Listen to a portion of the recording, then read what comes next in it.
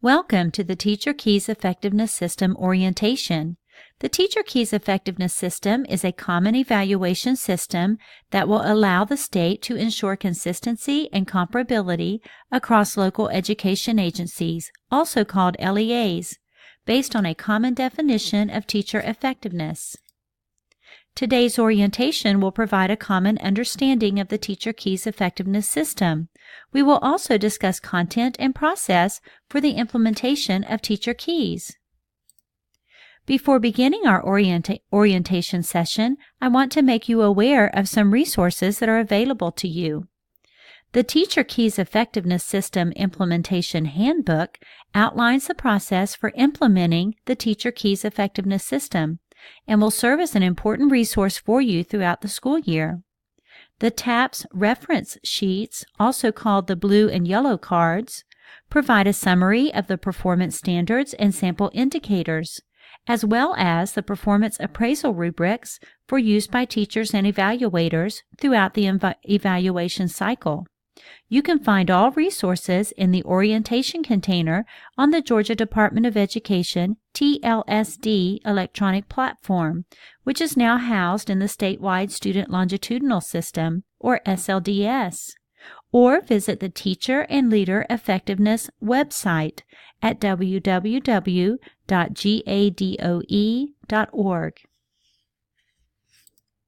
Let's take a moment to review the three components of the TKES Effectiveness System, which provide a comprehensive evaluation system based on multiple sources of data. The three components of TKES consist of Teacher Assessment on Performance Standards, or TAPS, Professional Growth, and Student Growth. Each component contributes to the overall teacher effectiveness measure. We'll look at the Teacher Assessment on Performance Standards component. Clearly defined professional responsibilities for teachers constitute the foundation for TAPS. A fair and comprehensive evaluation system provides sufficient detail and accuracy so that both teachers and evaluators, that is, the principal or the assistant principal, will reasonably understand the job expectations. These are the main components of TAPS. There are 10 performance standards and 5 domains, which serve as the basis for TAPS. Domains describe the major categories under which a teacher's duties and responsibilities fall. TAPS is comprised of 5 domains: planning, instructional delivery, assessment of and for learning, learning environment, and professionalism and communication. Each domain of TAPS includes 2 associated performance standards.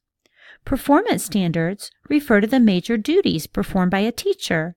Teachers are rated on the 10 standards. You can use the TKES Effectiveness System Implementation Handbook and the TAPS reference sheets for more information. Teachers will be rated on the performance standards using performance appraisal rubrics, which are provided to increase reliability among evaluators and help teachers enhance their performing practice. It is important to know that teachers are evaluated against the standards, not the indicators. Performance indicators are examples of the type of performance that may occur if a standard is being successfully met. The list of domains, standards, and possible indicators are located in the TKES Effectiveness System Implementation Handbook and the TAPS reference sheets, or yellow cards. Let's take a moment to review the 10 performance standards. The first standard, professional knowledge, is related to how well teachers understand the subject content, how best to teach the material, and how the material connects to other areas of the curriculum, as well as the teacher's understanding of the needs of the students in their classes. Instructional planning, the second standard, relates to whether teachers are using the prescribed curricula and standards to plan lessons, whether they use data to inform their planning, and whether their planning addresses the strategies and resources necessary to meet the different needs of their students. Standard 3, Instructional Strategies, looks at what types of instructional strategies teachers use. Do they use the same strategy for all students every day, or do they modify strategies to engage the students in active learning? The fourth standard, Differentiated Instruction, addresses whether the teacher takes individual learning differences into consideration when instructing. Standard 5 focuses on the types of assessment strategies teachers use and whether they are appropriate both for the content and the students in the class. Assessment Uses is Standard 6. This standard examines the various ways that teachers utilize assessments. Are teachers gathering, analyzing, and using the data to inform instruction? Do they use data to measure student progress and provide feedback to both students and parents? Standard 7, Positive Learning Environment, focuses on whether the teacher provides a safe, secure environment where all students are respected and where rules and routines are in place to ensure the classroom is conducive to learning. The eighth standard, Academically Challenging Environment, relates to the intellectual challenge provided to the students. Are there high expectations for all students? Are students encouraged to take intellectual risks? The ninth standard, Professionalism, is related to a teacher's professional ethics and demeanor, as well as his or her willingness to participate in opportunities to develop professionally.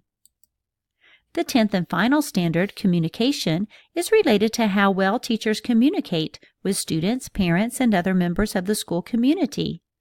Now that we have completed reviewing all 10 performance standards, we will now discuss the TAPS flow process.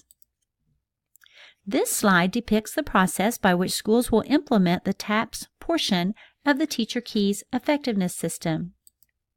Today we are focusing on the orientation and expectations of the TKES implementation and process. Following the orientation, an ongoing familiarization process occurs designed to help teachers gain a greater understanding of TKES. Teachers will begin the school year with a self-assessment focused on professional growth. We will continue to examine the TAPS process flow as we progress further in this orientation. At the beginning of the school year, teachers will be required to complete a self-assessment to reflect on areas of strength and growth specifically related to each performance standard. Understanding one's own strengths and weaknesses is an important part of developing a teacher's instructional skills and competencies. Teachers are encouraged to use the results of their self-assessment to inform their strategies for professional growth. This self-assessment will be completed in the Georgia Department of Education TLSD electronic platform, which is now located in SLDS. This will be used as a source of information during the pre-evaluation conference. Both the orientation and pre-evaluation conference must be completed prior to the beginning of observations. The implementation process, as defined by Senate Bill 364, is reflected in the TAPS process. All teachers will be required to participate in the TAPS process. However, the differentiated implementation requirements are based on years of experience, ratings, and specific categories of educators as defined by Georgia PSC. Teachers will participate in either the full formative process or the flexible process. We will discuss these requirements in greater detail on the next few slides. All educators who fall into one of these categories will be required to participate in the full TAPS formative process.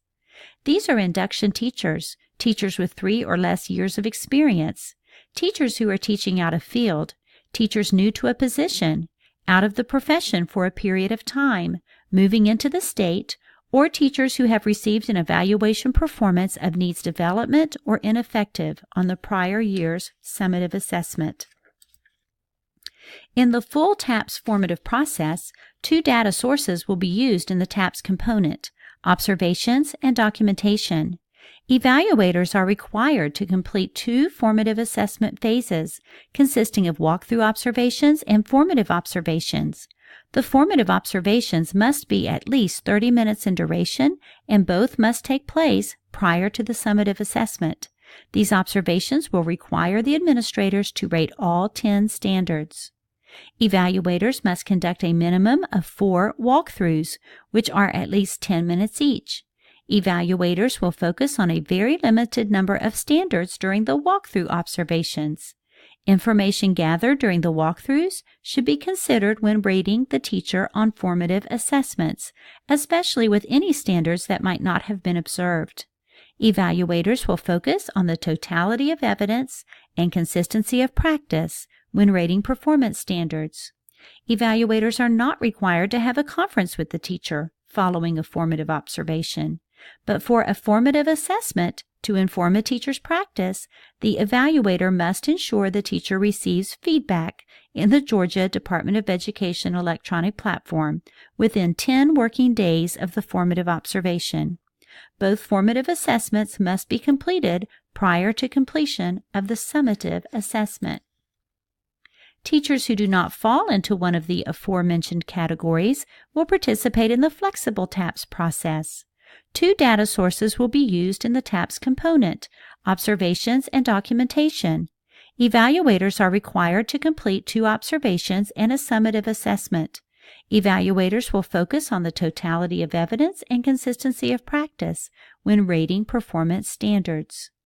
Evaluators are not required to have a conference with the teacher following an observation, but for an observation to inform a teacher's practice, the evaluator must ensure the teacher receives feedback in the Georgia Department of Education electronic platform within 10 working days of the observation. The type and duration of the 2 observations are determined by the district. Both observations must be completed prior to completion of the summative assessment. Documentation of teacher practice and process is the second data source for both full and flexible TAPS process. Documentation is not required for all standards. Documentation provides evaluators with information related to specific standards that they likely would not receive in an observation and provides the teacher with an opportunity for self-reflection, demonstration of quality work, and a basis for two-way communication with an evaluator. Specific documentation should be submitted by the teacher when requested by the administrator. Documentation may take the form of written artifacts, or it may be information that is documented by the evaluator based on a conversation or conference with the teacher. Documentation should reinforce observed classroom behaviors rather than be used as the sole basis for a rating on a given standard. Teachers are only required to submit documentation at the request of an evaluator, and evaluators should only request documentation when sufficient evidence is not present to rate a teacher's performance. Teachers have the option at any time prior to the finalizing a formative assessment or observation to submit documentation to their evaluators for review.